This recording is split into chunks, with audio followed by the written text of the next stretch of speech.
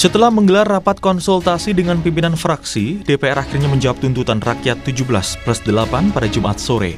Wakil Ketua DPR Sufmi Dasko Ahmad bilang, DPR akan memangkas tunjangan anggota DPR dan akan mengevaluasi belanja anggota DPR. Selain tunjangan, DPR juga akan menindaklanjuti penonaktifan 4 anggotanya oleh partai politik termasuk Ahmad Sahroni. Menyepakati menghentikan pemberian tunjangan perumahan anggota DPR RI terhitung sejak tanggal 31 Agustus 2025. Anggota DPR RI yang telah dinonaktifkan oleh partai politiknya tidak dibayarkan hak keuangannya. Pimpinan DPR menindaklanjuti penonaktifan beberapa anggota DPR RI yang telah dilakukan oleh partai politik. Tidak hanya DPR, usai bertemu Presiden Prabowo, penasihat khusus Presiden bidang politik dan keamanan Wiranto menyebut kondisi dan situasi saat ini bisa berangsur aman jika tidak ada yang terprovokasi dan menjalin dialog yang baik di ruang unjuk rasa. Wiranto pun bilang Presiden Prabowo Subianto melihat dan memperhatikan setiap aspirasi yang disampaikan, namun tidak semuanya dapat dikabulkan bersamaan. Bila sebagian apa yang diminta oleh para pendemo, oleh masyarakat, ya tentu selalu didengar oleh Presiden ya, dan Presiden juga tentu sedapat mungkin telah mendengarkan itu, kemudian memenuhi apa yang diminta. Tentunya tidak serentak ya, semua dipenuhi. Kalau semua permintaan dipenuhi kan juga repot ya. Oleh karena itu tentu kita nyerahkan saja kepada Presiden yang saya tahu beliau sangat memperhatikan, sangat mendengarkan. Meski belum secara tegas menanggapi tuntutan rakyat 17+8, pemerintah melalui sejumlah menteri menyampaikan pandangannya. Mendikti juga diberikan arahan oleh Pak Presiden untuk memberikan satu respon yang sebaik-baiknya terhadap aspirasi yang berkembang di kalangan mahasiswa, dan kita percaya Pak Mendikti juga selama ini sudah melakukan pendekatan-pendekatan dan dialog dengan para mahasiswa.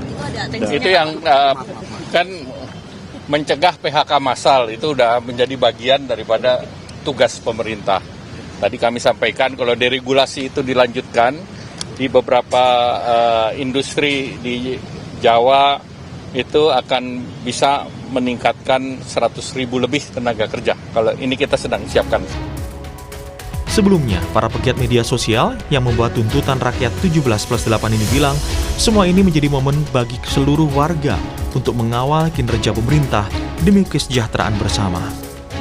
Sama-sama menuntut gitu, come together, secara bersama-sama bersatu, mengawal dan menuntut kepada pemerintah yang harusnya bertanggung jawab kepada kita. Jadi kami berharap ini jadi bentuk milestone baru gitu ya, sebuah titik mulai baru di mana ke depan kita bersama-sama mengawal pemerintah. Tuntutan 17+8 yang disuarakan masyarakat merupakan keresahan yang dialami selama ini sebagai upaya untuk perbaikan. Kini, semua putusan ada di tangan DPR dan pemerintah di bawah Presiden Prabowo Subianto. Mampukah semua itu direalisasikan? Tim Liputan, Kompas TV.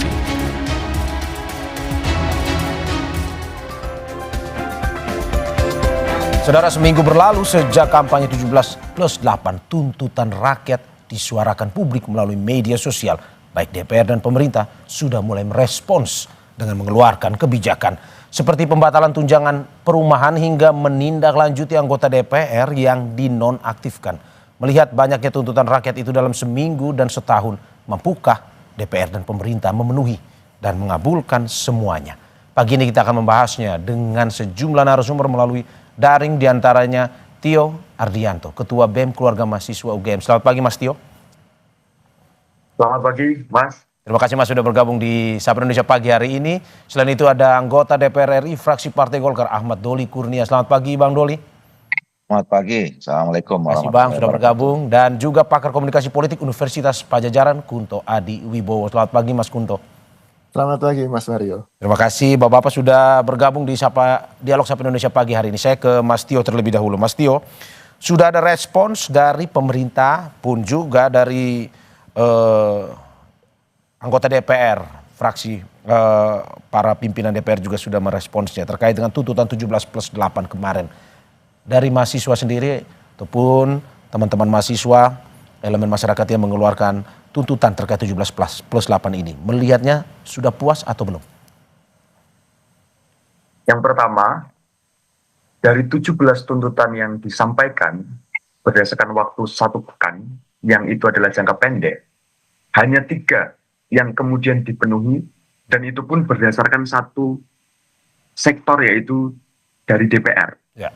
Untuk yang Polri, TNI, Kementerian, dan Presiden, belum sama sekali ada yang dipenuhi. Ya. Maka kalau kita bicara ini sebagai tugas dari rakyat kepada pemerintah sekaligus DPR, maka 3 dari 17 itu nilainya nggak sampai 20 dari 100. Itu nilai bagi pemerintah dalam menanggapi 17 plus 8. Ya.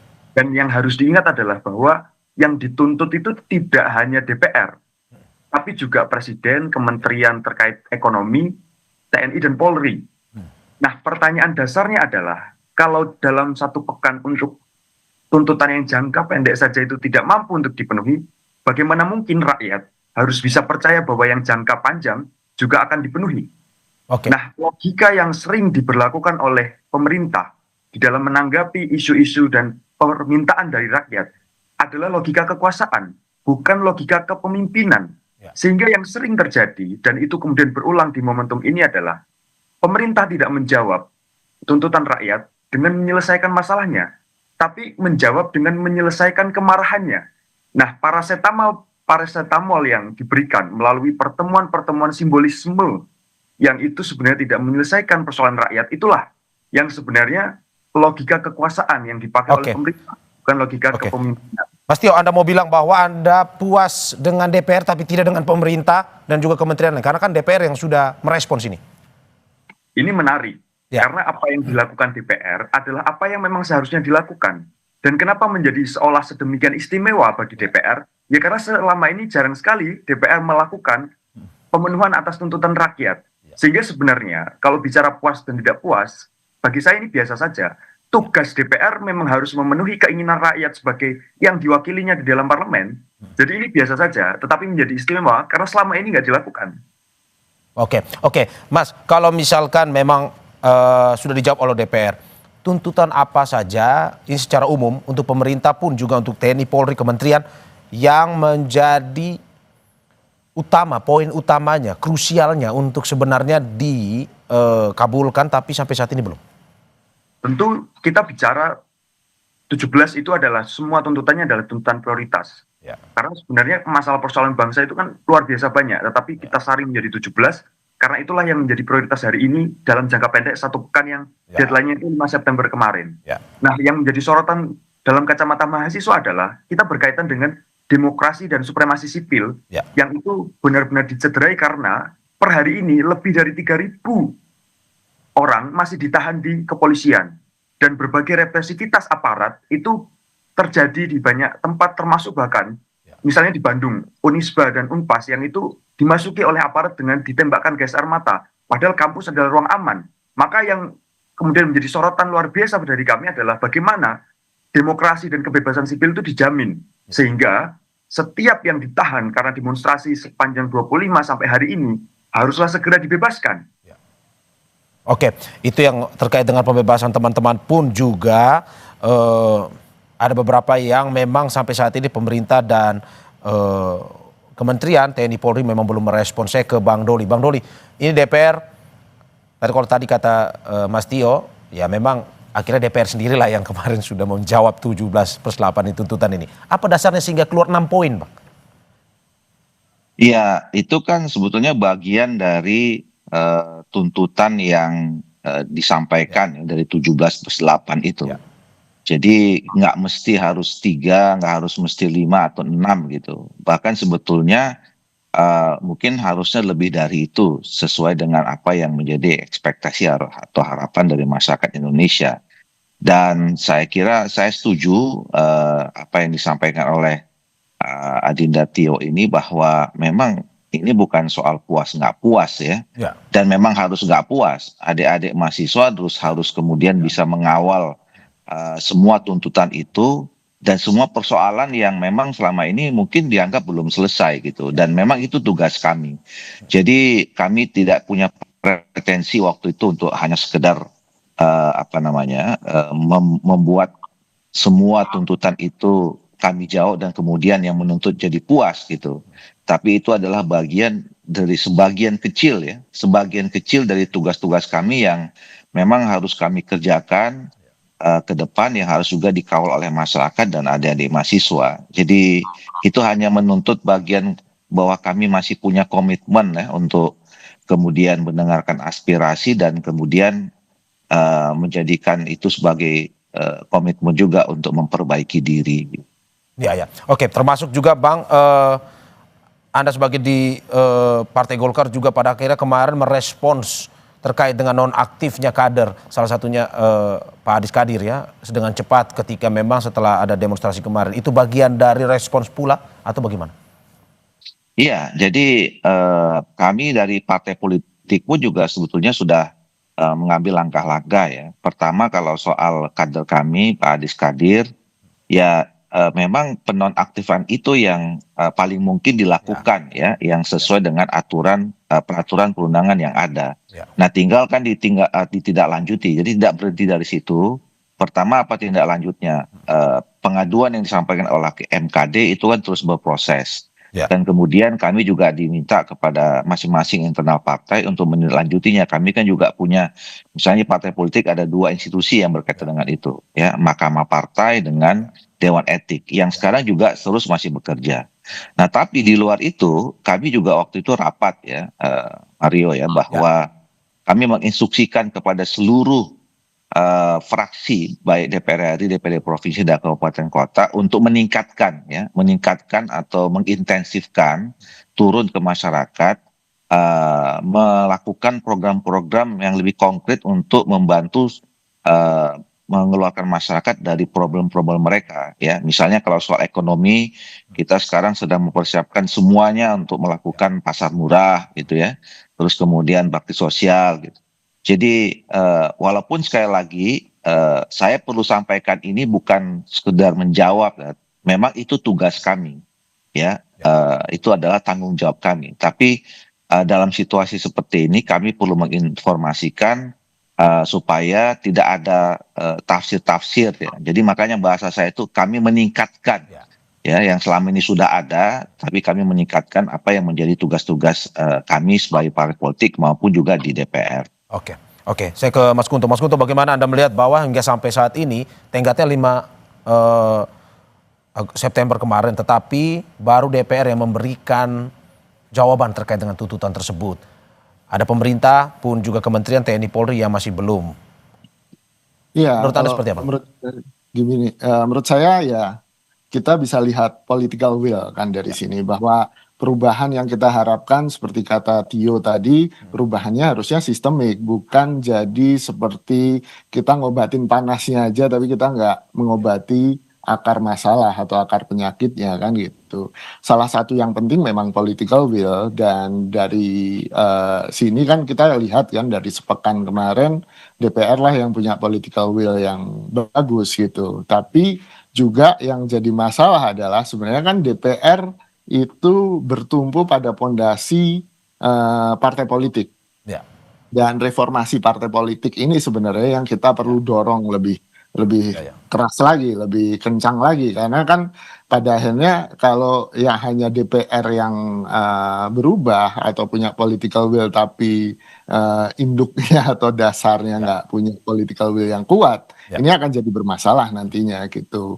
Lalu yang kedua, saya juga melihat bahwa political will pemerintah, apalagi dari pernyataan Pak Prabowo kemarin yang masih perlu memperdebatkan soal apakah TNI harus kembali ke barak lagi atau tidak. Ini kan menunjukkan bahwa ya political will pemerintah untuk masalah TNI masih perlu kita pertanyakan kan gitu. Masih perlu kita dorong lagi nih Pak Prabowo supaya bisa menerima tuntutan, dan itu kan tuntutan tahun 98 juga, ABRI balik ke barak kan gitu. Ini kan jangan sampai kita mengulangi reformasi 98 gitu.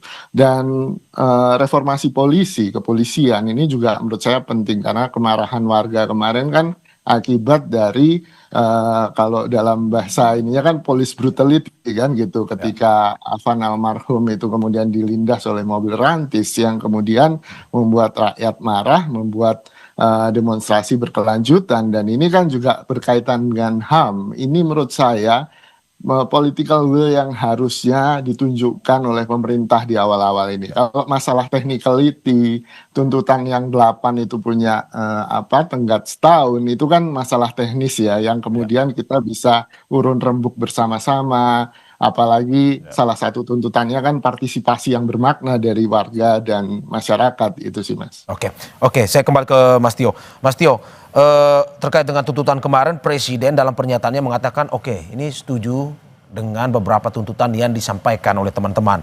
Tapi ada satu yang masih debatable, seperti TNI ditarik dari pengamanan sipil karena ini berhubungan dengan keamanan pun juga keselamatan dari masyarakat sebenarnya. Nah, dari teman-teman mahasiswa melihatnya seperti apa?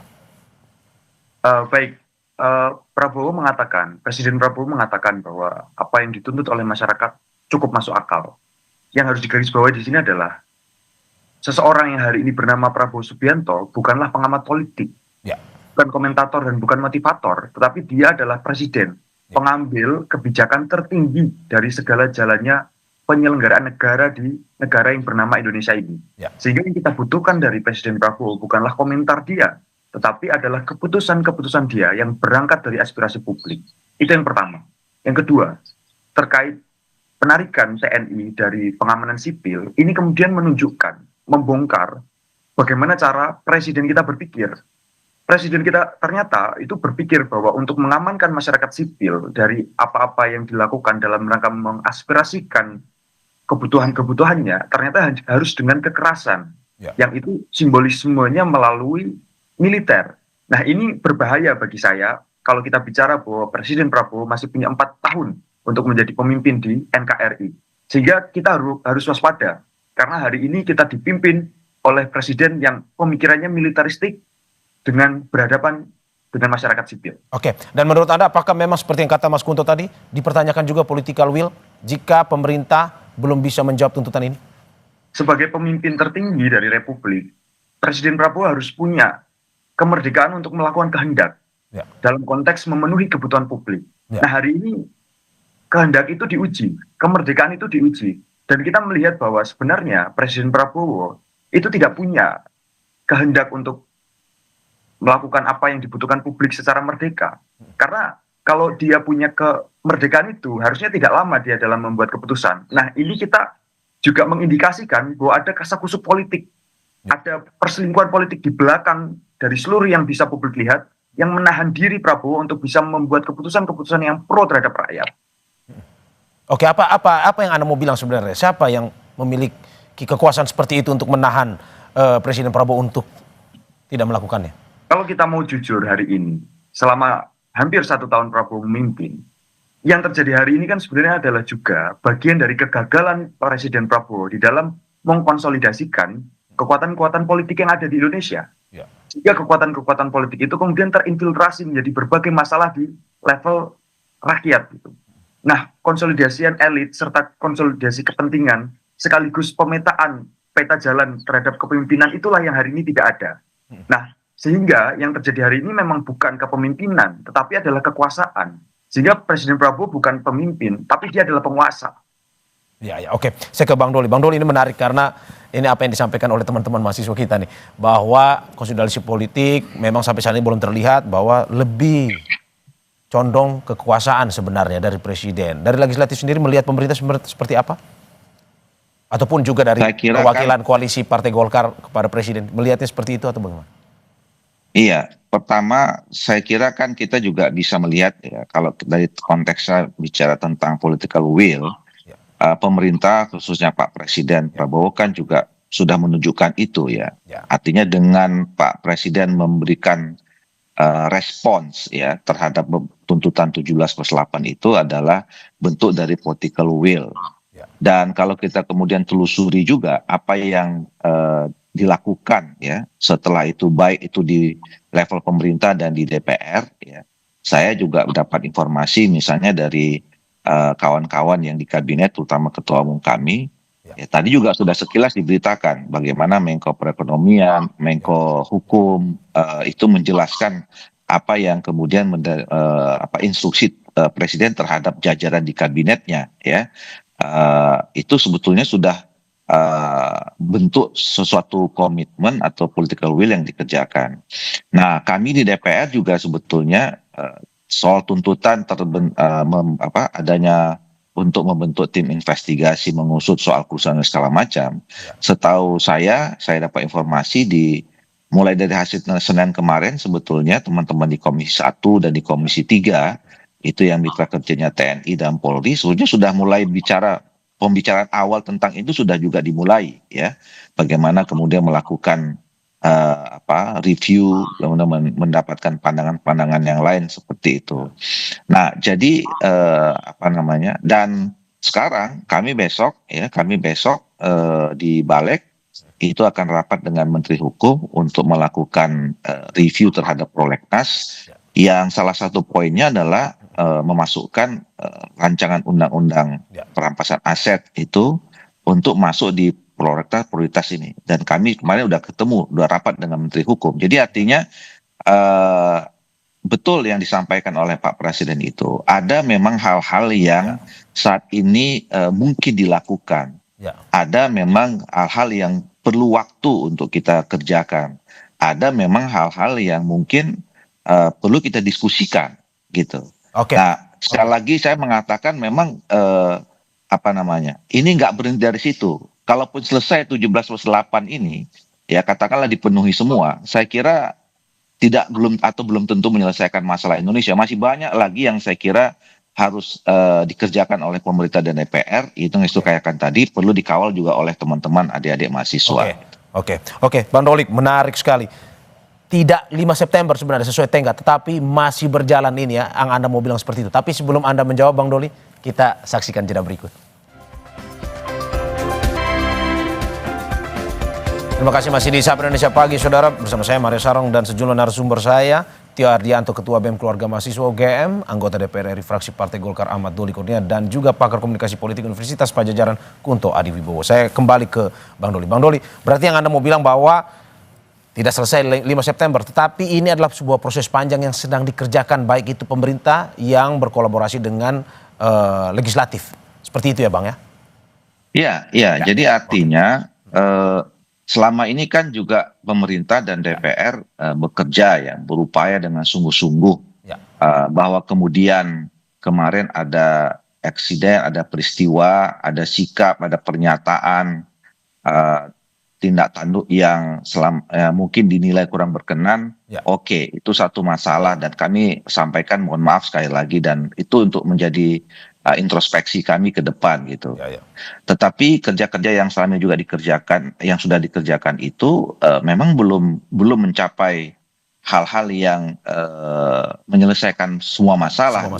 Nah itu yang kemudian terus kami lakukan. Jadi artinya apa yang terjadi di akhir Agustus kemarin itu menjadi pelecut ya buat kami, motivasi yang semakin besar untuk bekerja lebih serius, lebih sungguh-sungguh bahwa ternyata apa yang kami kerjakan selama ini masih ada problem di masyarakat. Makanya saya juga memberikan apresiasi kepada masyarakat dan khususnya dari mahasiswa yang terus menyampaikan aspirasi, mengingatkan kami selama memang itu dilaksanakan secara tertib dan sesuai dengan peraturan perundangan, kira-kira gitu. Bang, saya kutip sedikit pernyataan Abang tadi, bahwa 17+8 ini walaupun diselesaikan semuanya, belum tentu menyelesaikan seluruh permasalahan di negeri ini. Menurut Anda, apa sebenarnya yang substantif yang di luar 17+8 ini yang mungkin bisa menjadi kerjasama antara semua pihak, tidak hanya pemerintah, tapi juga teman-teman mahasiswa pun segala elemen bisa ikut bekerja sama. Masalah-masalah yang substansi lah menurut Anda di luar 17+8. Iya, saya kira kan pertama saya beberapa kali menyampaikan, memberikan apresiasi kepada teman-teman masyarakat mahasiswa yang mengkodifikasi sampai 17+8 ini ya. Angka 17+8-nya itu kan angka kerabat juga buat kita ya. Ini disusun secara cerdas gitu. Nah, dan dari 17+8 itu menurut saya 17 itu betul-betul merepresentasikan persoalan yang muncul pada saat itu yang harus diselesaikan. Kemudian yang 8, nah ini yang saya menarik itu, saya selalu menyampaikan. Salah satu yang 8 itu kan soal tuntutan pembentukan rancangan undang-undang perampasan aset. Ya, betul. Yang dikasih waktu cuma 1 tahun. Nah, itu artinya teman-teman yang menuntut sesuatu yang masuk akal. Ya. Karena memang untuk menyusun rancangan undang-undang perampasan aset itu kita butuh waktu ya. Sekarang kita sedang kuhab dan segala macam. Nah, kalau pertanyaannya hal-hal yang mendasar lain ya, saya kira kan kita sama-sama tahu ya bahwa masih ada problem tentang soal ekonomi masyarakat kita ya. Soal kebutuhan sembako, terus kemudian soal masih adanya pengangguran gitu ya. Terus kemudian soal pemerataan ekonomi, terus kemudian soal kesehatan. Jadi masih banyak sebetulnya yang itu. Jadi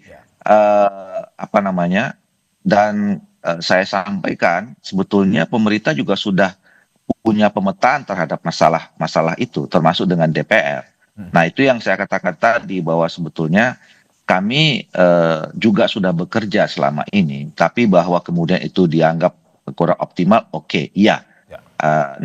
Jadi mungkin pemetaan masalah yang selama ini sudah kami lakukan itu mungkin harus lebih didetailkan lagi ya, dan kemudian harus lebih dikonkretkan lagi dengan bekerja secara lebih serius.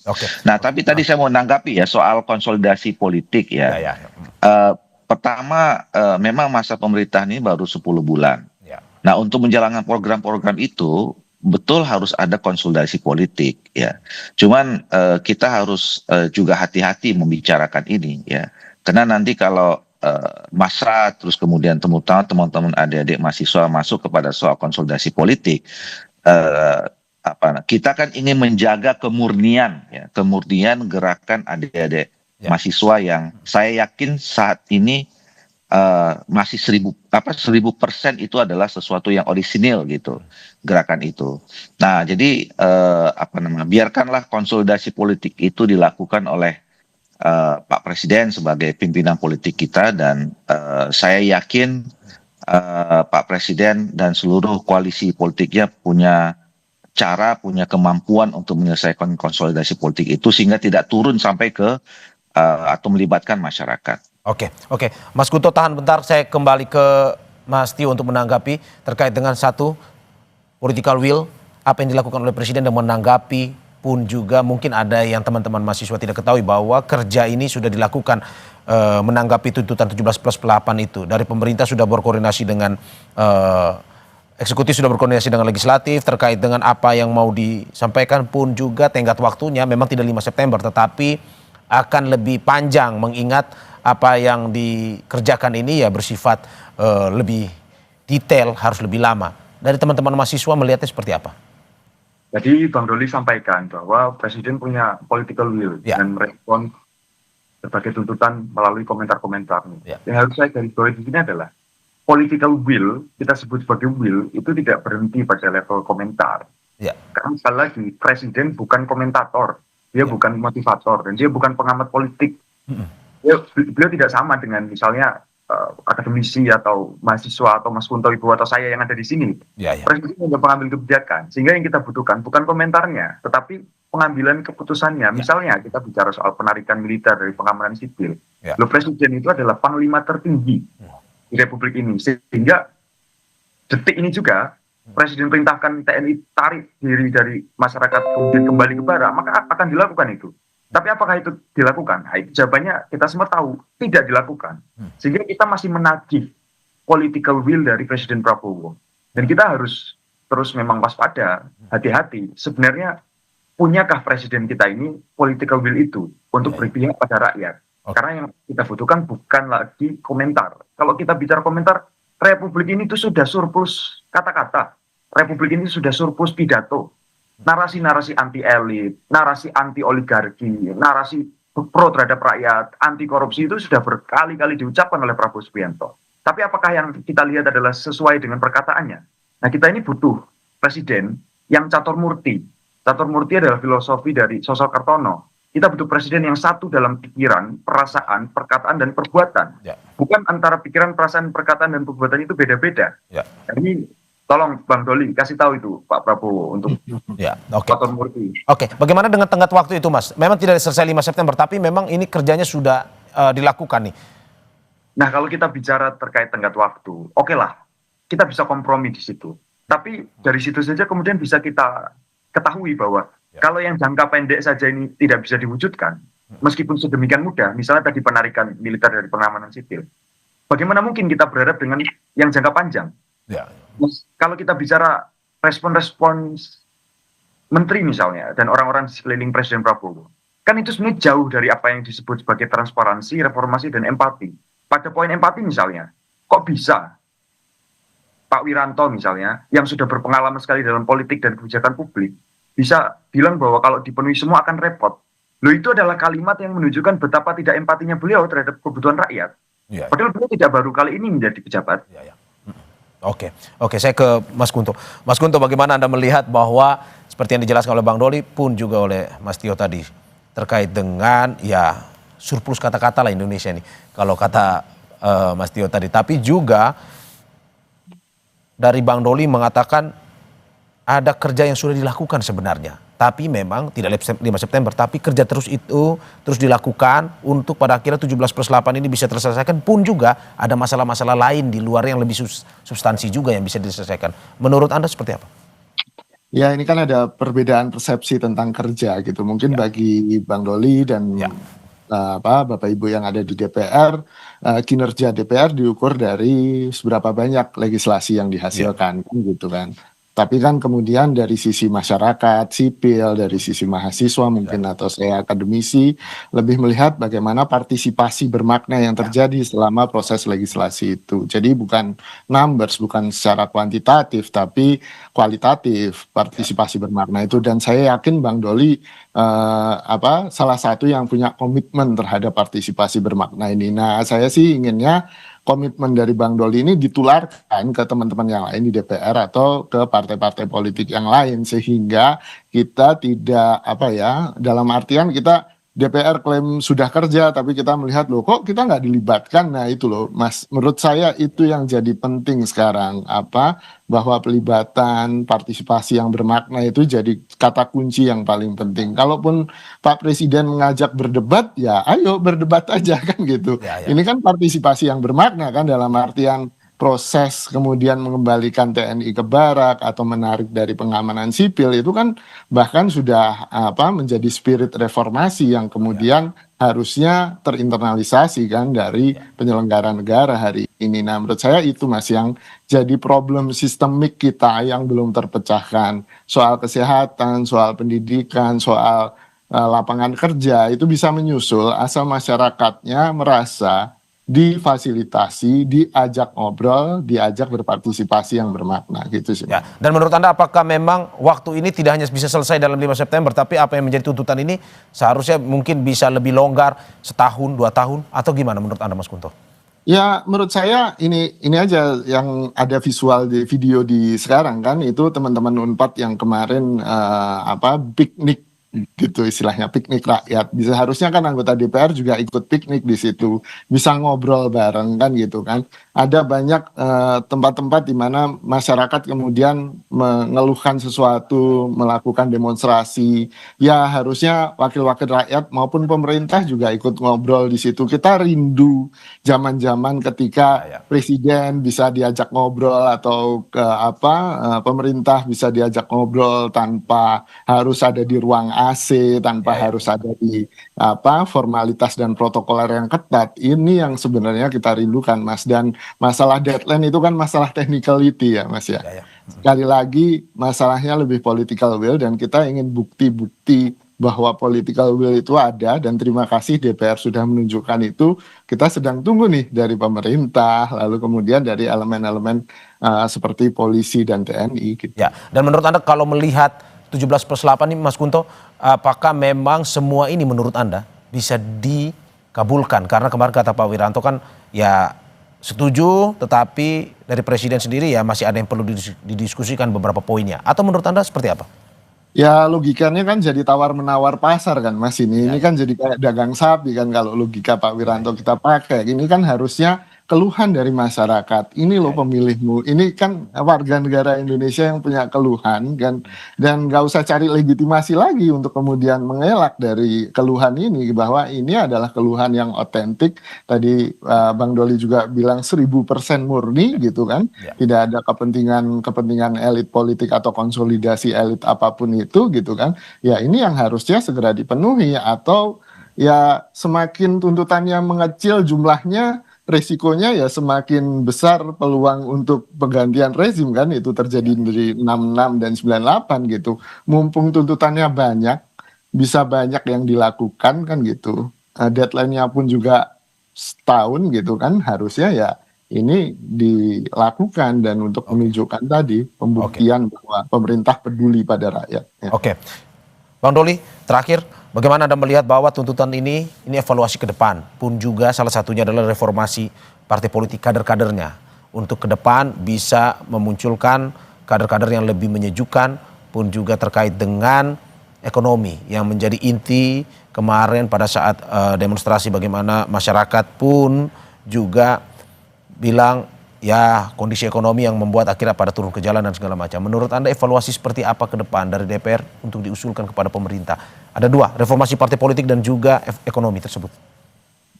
Ya, tentu sebagai reformasi politik ya, kami juga selama ini sudah memperjuangkan ya agar ada perubahan-perubahan atau penyempurnaan dari sistem pemilu kita, terus kemudian undang-undang partai politik kita ya, bagaimana supaya partai-partai politik ini juga bisa terlembagakan ya proses kaderisasinya, terus kemudian modernisasi pengelolaan partai politik yang mandiri dan seterusnya gitu.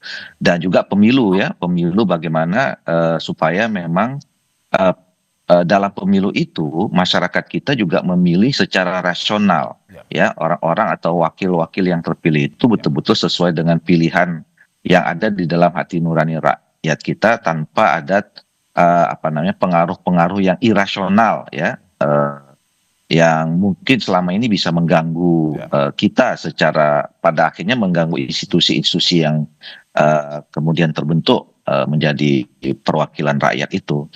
Nah, dan banyak lagi sebetulnya. Kemudian yang kalau soal ekonomi, yaitu tadi bagaimana ke depan ada bukan hanya sekedar regulasi atau undang-undang ya. Fungsi DPR itu kan juga adalah mengawasi ya, ada program-program yang langsung konkret yang sebetulnya di bawah kepemimpinan Pak Prabowo kan ini sebetulnya banyak program-program yang pro rakyat ya, yang langsung, yang selama ini belum kita kenal ya, yang misalnya soal makan bergizi gratis, terus kemudian kesehatan gratis gitu, ada pendidikan ya seperti sekolah rakyat ya sekarang ini, itu kan program-program yang kita harapkan bisa langsung terasa ya di masyarakat. Nah, walaupun sekali lagi saya katakan masih ada problem yang lain ya, tadi soal pemerataan ekonomi, soal pengangguran dan seterusnya. Itulah yang menjadi komitmen kami ya ke depan, untuk terus, belum lagi masalah soal penegakan hukum dan pemberantasan korupsi yang juga saya kira penting ya. Nah, oleh karena itu saya berharap sebetulnya ada sinergi bagi semua elemen bangsa ya. DPR dan pemerintah bukan orang super, bukan orang yang bisa menyelesaikan masalah dalam semalam gitu ya. Nah, tetapi juga kekurangan-kekurangan dan kemudian kelemahan-kelemahan itu bisa ditutupi kalau kemudian kita terus diawasi, kemudian terus dikawal ya oleh masyarakat, terutama adik-adik mahasiswa. Oke, Mas Tio, terakhir dari mahasiswa sendiri, bagaimana mengawal apa yang menjadi tuntutannya, dan apakah mungkin jika pada akhirnya ya ada ketidakpuasan ataupun poin-poin tuntutan yang belum terpenuhi, apa yang mungkin akan dilakukan oleh teman-teman mahasiswa? Lebih dari 3.000 masyarakat ditangkap oleh aparat. Lebih dari 1.000 hari ini masih dalam perawatan karena luka-luka. Dan 10 manusia harus kehilangan nyawa karena demonstrasi yang dilakukan demi Indonesia yang lebih baik. Di balik rezim yang berangkat dari Gemoy, akhirnya kita melihat Prabowo Subianto sebagai, di balik kegemoyannya ada iblis bengis yang hari ini terlihat melalui perlakuannya kepada masyarakat sipil yang ingin menyampaikan aspirasi publiknya. Di balik rezim gemoy, kita melihat rezim yang menyimpan sifat iblis yang bengis. Nah, yang melakukan seluruh kekerasan dan pembunuhan itu, kita lihat bagaimana misalnya pelindasan di Semarang, di Jogja, dan di berbagai tempat yang terjadi bukanlah kekerasan yang kemudian kecelakaan, tetapi benar-benar adalah pembunuhan karena ada kehendak di situ. Memang bukan Prabowo yang melakukannya, tetapi yang berdarah adalah tangan Prabowo. Karena Prabowo punya kehendak untuk segera merespon, tapi tidak untuk dilakukan. Hari ini kita ingin melihat wajah Prabowo Subianto bukan sebagai penguasa, tapi sebagai pemimpin. Dan dia masih punya waktu untuk mengembalikan kepercayaan publik kepada dia. Oke. Jadi ya kita beri kesempatan dari teman-teman mahasiswa juga memberikan kesempatan, elemen masyarakat memberikan kesempatan kepada pemerintah, baik itu eksekutif legislatif, untuk bisa pada akhirnya tidak hanya tuntutan ini, tetapi demi bangsa yang lebih baik lagi, ya bekerja transparan pun juga, ya tidak hanya kata-kata tapi aksi yang dibutuhkan. Terima kasih Bapak-Bapak, terima kasih Tio Ardianto, Ketua BEM Keluarga Mahasiswa UGM, anggota DPR RI, fraksi Partai Golkar Ahmad Doli Kurnia, dan juga pakar komunikasi politik Universitas Padjadjaran Kunto Adiwibowo. Terima kasih Bapak-Bapak atas apa yang disampaikan, sehat-sehat selalu.